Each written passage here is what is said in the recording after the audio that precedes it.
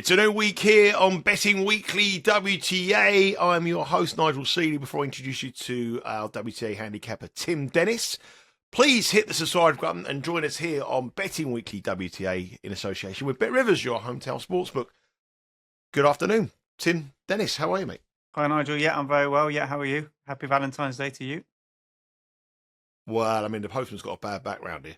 He's been out and about this morning. It's double bubble for him. He's got a lot of work to do. Thanks very much for all the thousands of you who sent the Valentine's cards in this week. But nobody would have sent the Valentine's card after last week. Bad week over in Qatar. Not a very good week for us, was it? Yeah, a tough watch to be quite honest. This week it didn't quite go as planned. I said on the Instagram little preview we did the semi-finals yesterday. If you picked out the four semi-finalists, you'd obviously done extremely well. I think Mboko, courtesy of the week she's had, she's now a top 10 player in the world. She's the only top 10 player to make the last four there, and obviously she beat Ostapenko comfortably yesterday to make the final. And Mukova coming through in 3 sets against Sakari. You'd fancy Mboko should be a strong favourite there tomorrow. I've thought in the past Mukova, for the talented player she does struggle to win titles, and she seems to get a little bit tight in finals for me. So that should be an interesting watch. But Mboko will be confident of going all the way there by the looks of it. Yeah, I like her. I like Mboko a lot. I think she's a talented player. Obviously, she's done very well for us on the show last year with closing year's season with myself and Rory. We've bet a couple of occasions. She won tournaments for us as well. And I think she's a player that's a real realistic chance, not potentially for the French US Open. I think she's right up there. The hardcourt form in Canada in the last year, and she went into the tournament in New York a little bit out of form, but a bit jaded. But I think she's going to be a real contender as we get into the US Open in the hardcourt season. And she's here this week, and there isn't many people who's out this week. And the two people who are big names absentees who didn't get there are the two people who've drawn: Iga Swiatek and Aryna Sabalenka. That's a big shock. Yeah, that news came through sort of late last night, almost at exactly the same time. I think they sort of almost withdrew together, especially Sabalenka, because she obviously missed this 1,000 event in Doha. So I think everyone expected to see her here, and she's just cited. It doesn't really seem like a real official reason. Just needs a bit more time by the looks of it. These conditions you thought would play to her strengths. So it is a surprise she's not here. I think she previously in the day she posted on Instagram pictures of her practicing. So I mean, it looked like it was full schedule all go ahead for here, but obviously there's an issue there. And Swiatek, whether I know she got beat in the quarterfinals there, so you thought she would come here, but whether she's just already looking ahead to sort of America and clay season coming up already, perhaps that's the way she's looking already. So yes, surprise withdrawals. Obviously, I don't think Keys is the other sort of big name not here either, but a few players back for this week. Pegula's back for this week and Bencic. So a few to step into their place. So still a big Masters 1,000 event with pretty much most of the top players here. Yeah, it is a big Masters event. It's over in Dubai. Remember, the outright markets will be available on the Bet Rivers app throughout the process of today. With the draw is just literally hot off the press, and we're going to record this straight after the draw and try to give you our thoughts as the bracket has been announced. And but before we go into it, what are the conditions over in Dubai? It's always a lovely kind of climate, always perfect for tennis. What have we got for Dubai this week? Yeah, shame we're not there, Nigel. Nice conditions there. Similar to sort of Doha we spoke about last week. The weather sort of consistently in the high 70s all week. So perfect for tennis, not really getting any higher or any lower, certainly not getting too hot. And again, a little bit cooler for those night sessions, but not quite as drastic as Doha. I think as far as the court conditions go, it's pretty similar to where have I just checked my notes here that I've got written down. But plays a little bit on the quicker side. I mean, the last year the service hold percentage was 68.7, which is only slightly slower than what you get in Miami, which generally plays a fairly quick court. So certainly conditions on the quick side. As far as players go that like to win it, you seem to get a mix of all players really. Looking amongst the past winners, it doesn't necessarily sort of seem to suit the one type of player. So that's kind of an interesting eclectic mix of different sort of, not really just the big hitters or big servers. I think everyone gets their chance here. I've been here a few times actually. I've been to this tour. It's in the Irish Centre, which is out on the outsides of Dubai Centre. Again, it's very much like Doha. It's quite chilly in the evening, but it's blisteringly hot in the afternoon. And the courts, depending on where you are, the outside court is a lot quicker than the main court because the main court is got a lot of shade, so it's a little bit quicker. But the outside court is open to the elements, and the weather forecast looks pretty warm. I mean, it's in the mid 80s, high 80s. So I think the scheduling here is going to be very crucial. If you're on the main court, I think it will play slower than the outside courts. That's certainly the case on the ATP, and I will be there next week. I'll be over in Dubai next week, so for the men's tour, so we'll have a look at that. The one thing we notice when we go through these previous winners, I sit there and I think, okay, Sabalenka's won it, Iga Swiatek's won it.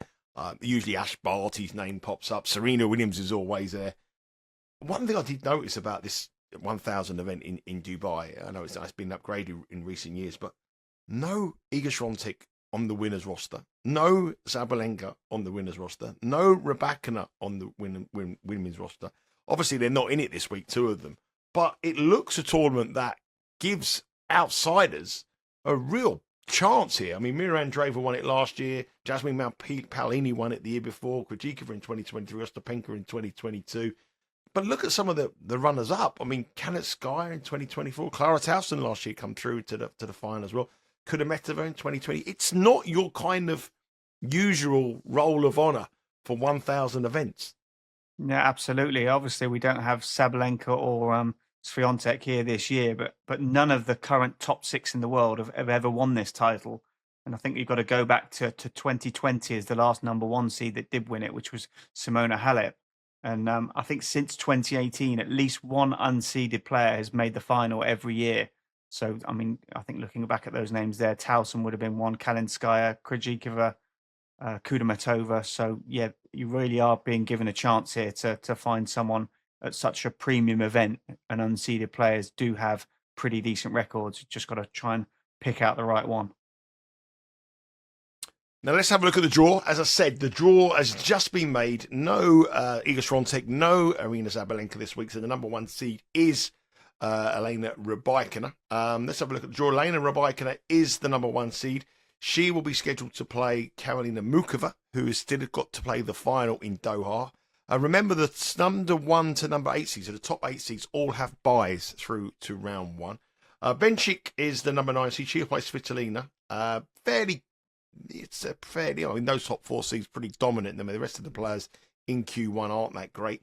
Q2, 4 massively out of form players. Goff, Navarro, Noskova and Paolini. In that section, you have dangerous opponents in Ostapenko and Kalinskaya who meet in round 1 for the right to play Coco Gauff, and I think Coco Gauff would really relish playing either of those with her form. Ilia is in there as well. She was doing the draw today. I mean, that's incredible for a young girl. She was there. She was helping out in the draw. She was being interviewed. I mean, she's not. I mean, I know she's massive in the Philippines, but I mean, the pressure under her. I'm surprised that she was rolled into the draw.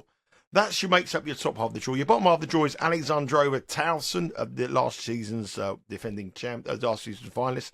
Eva Jovic and Jessica Pegula. That's Q3.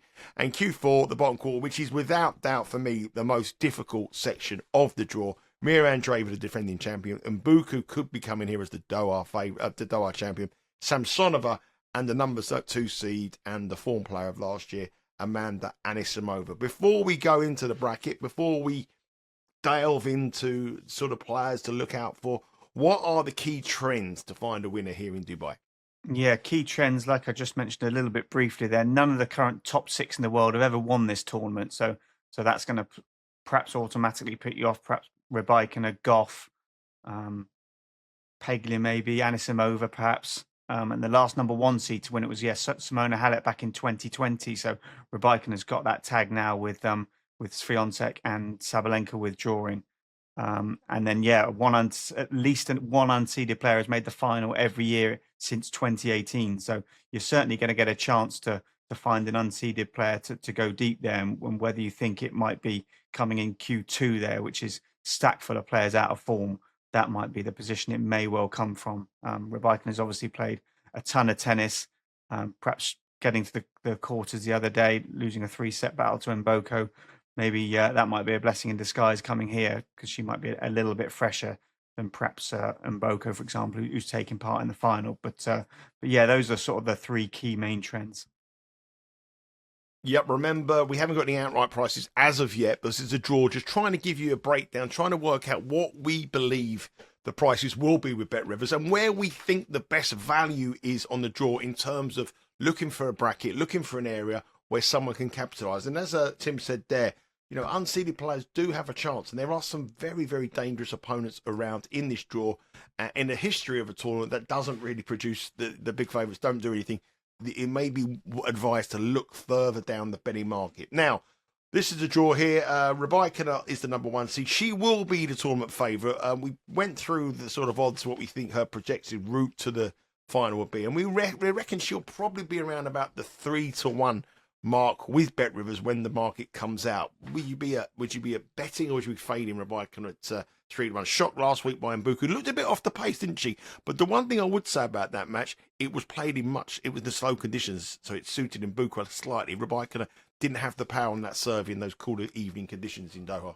Yeah, the fact that Rabaikina, I think she was wearing a long sleeve top for that match, tells you kind of everything you need to know. She'd be happier when the conditions were a little bit quicker. And I mean, take nothing away from Mboko. She was excellent and certainly pushed Rabaikina all the way. One thing I've been looking to find out about was Vukov. I think he was there in Doha at the early part of the week, but he wasn't courtside for Rabaikina's match against Mboko or in the previous round either. So I haven't actually managed to find out why that was. I don't think there's anything untoward, because I think they are a very close-knit partnerships. But maybe that was a little bit of it. He's always giving Rabaikina plenty of info throughout, sort of in between points. Never stops talking, that guy. And I think she probably likes that. And yeah, maybe she missed that in those matches. I think she had a fitness coach and her other coach there, and they don't seem to be saying too much to her. So it'll be interesting to see if Vukov's back alongside this week. I think that might play a key part. So we'll just have to see if he's there or not for her. But I think, like you probably mentioned, 3-1 is probably about the right prices, and she's certainly going to be favourite for this tournament. Mukova obviously in the final in Doha, and someone who's had a long history of injuries and problems to play into a final and then come to Dubai. I think it may be a little bit too much for the Czech player.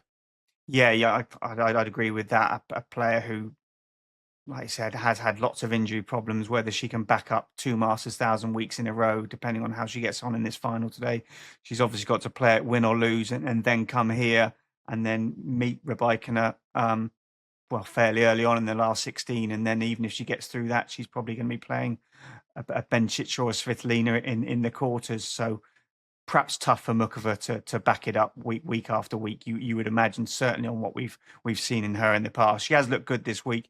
She's looked fit and healthy. She was under a little bit of pressure in that first set, having Sakari taken it yesterday, but she managed to come through in 3. But yeah, whether she's capable of backing up 2 Masters 1,000 weeks in a row, you probably certainly had to have a little bit of a question mark over that, I think. Now, Q2 offers opportunities, I believe, for the unseeded players. Goff, terrible last week. We better last week, and she was absolutely awful. Navarro, a player that I think that she's. I'm not convinced about her being a top 20 player at this moment in time. Noskova, too inconsistent. Jasmine Paolini, not a shadow of the player she was a couple of years ago. And this has got some great unseeded players. Ostapenko through to the semi-finals in Doha. Kalinskaya, a former finalist here. And Ilya, obviously a young girl who is going to have a big amount of support there. Used today as the poster girl, interviews at the draw. I think this is the area you might want to attack if you're looking for an unseeded player. These seeds are vulnerable to me. Yeah, potentially so. Obviously, we're going to lose either one of Ostapenko or Kalinskaya as they meet in the first round. So, I mean, Kalinskaya, she looked excellent at times last week, and then she pretty much gave up in that second set against Mukova the other day. She was really disappointing. I think she was on the ropes against Navarro, and then she was excellent in the third set, but extremely disappointing. So she seems to be a little bit of a tricky one to predict. Ostapenko, obviously coming here after last week, she'll get on. Elise Mertens, she let us down last week. Another player too. She was extremely disappointed. She probably I watched that match. I don't think she should have even been on the court against Kazatkina there. She didn't look fit at all. So she's obviously going to have a little bit of question marks. Tough first round match against Marie Buskova for her. Noskova looked okay, and then she sort of, unfortunately for us, she lost in a final set tiebreak there, which was a little bit disappointing. I'm tempted to give her another chance as a sort of a number 10 seed coming in here.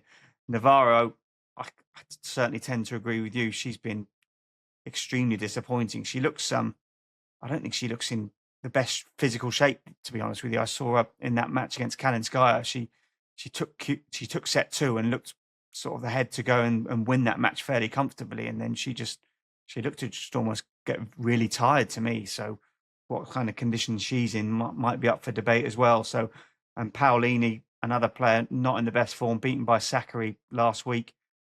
Obviously, she's got a good record here, a past winner. She might be hopeful, a little bit like we saw with Ostapenko in Doha, perhaps returning to somewhere where she's had a bit of success might spark something. So I think of the seeds, I'd rather be with her. I mean, I got a little bit carried away with Goff last week. I was looking at her head-to-head records in the deeper rounds against the sort of Andreeva's and Andreeva's record against Rabaikina, and sort of got a bit stuck with her, and she couldn't even get past the first round against a qualifier who'd already lost there in Cocciaretto. So yeah, quite where her game is at is anyone's guess, but she looks miles off it. So your unseeded player may well come from that. It's just a question of which one it is. I mean, there's question marks over quite a few of them. So if you were looking for a seeded player, maybe you might want to look somewhere else, but certainly an open quarter, Nigel, isn't it? Elia is the girl that I think you want to be looking at. She's going to be too short though, because the market likes her, the public like her. She'll be too short, but I think she could have a good week here, and I think Elia could come through that section, and I think you could get a nice price there if she has to play golf in a semi-final or a quarter-final. Let's move on to Q3. Q3, every week, Q3 is the weakest quarter of the women's draw so far in the 2026 season. It's where we found Cocciaretto. It's where we found other bits of value as well. And I think this is the weakest section of the whole quarter. I mean, you've got Alexandrova not in great form. Clara Towson, I think she was injured at the back of the end of this year, hasn't started the season well. Eva Jovic, loads of potential, but possibly a little bit too young. Sakkari's in there as well, and Jessica Pegula, the number 4 seed, who I think is playing some of the best tennis of her career. I mean, she was great at the Australian Open, didn't drop a set until she ran into Rabaikina and gave her a bit of a scare in the second set. 9-7 in a tiebreak. That was tough. She beat Anisimova fairly comfortably. She beat Madison Keys fairly comfortably. Semi-finals in Brisbane as well. If I'm looking for someone here this week, this is where I'm heading. I'm looking at Jessica Pegula for me. I reckon she'd probably be around about 12-1. 14-1, and I think that would be where I am looking. I don't know about you. So I know you're not really convinced by her, but I quite like her this week. Well, yeah, the more I listen to you and the more I think about it, I'm sort of being swayed. Don't do that. Don't listen too much to me. That is a bad thing. That's a bad thing to do. To your way of thinking, she obviously missed Doha. She went home after the Australian Open to sort of freshen up, and that might stand her in good stead here. She certainly looks the most solid of those sort of high seeds, isn't she? We know what we're going to get with Pegula. You're not going to get fireworks, but you are going to get a very solid, consistent high level. Jovic, tough opening match there against Maria Sakkari. She's obviously found a bit of form this week. So, and Kenin plays Clara Towson, so not the easiest first round for her either. Alexandrova has shown glimpses, but nothing enough to consistent to make you think she's going to sort of repeat last year's antics of making the final here. So I think Pegula does look extremely solid to me. I do think you might be being a little bit generous there with the sort of 14-1 mark. I hope you're correct, because if that's true, I think that does look just about right. Well, what price would you buy that? I don't think she'll be single figures. 10? I think, yeah, I thought she'd sort of be about, plus 900, maybe plus 1,000. So yeah, maybe that's about right. But if we can get sort of plus 12, plus 14, I'd certainly be more than interested. I certainly think she's extremely solid and one you can sort of rely on. So yeah, I quite like Pegula this week. Yeah, I'm probably am being a bit. I just want a little bit more from by. But maybe if you can get double figure prices, right, the bet. But I think that Q3 is the one you want to approach, and Q4 is the one to avoid like the plague. Andreeva, the defending champion, and Buku, the girl, the Canadian getting great form into the final. Doha could be going to the Doha champion. Anisimova, obviously a brilliantly year last year, breakthrough season, brilliant form. Not so great this year, and obviously got beat by Sakkari in the last time. But that is the one you just want to avoid. I mean, that's anybody's. Yeah, it looks extremely tough, doesn't it? Andreeva, like you say, and Boko making the final this week. Samsonova, she'll probably fancy playing these kind of players who hit the ball pretty hard.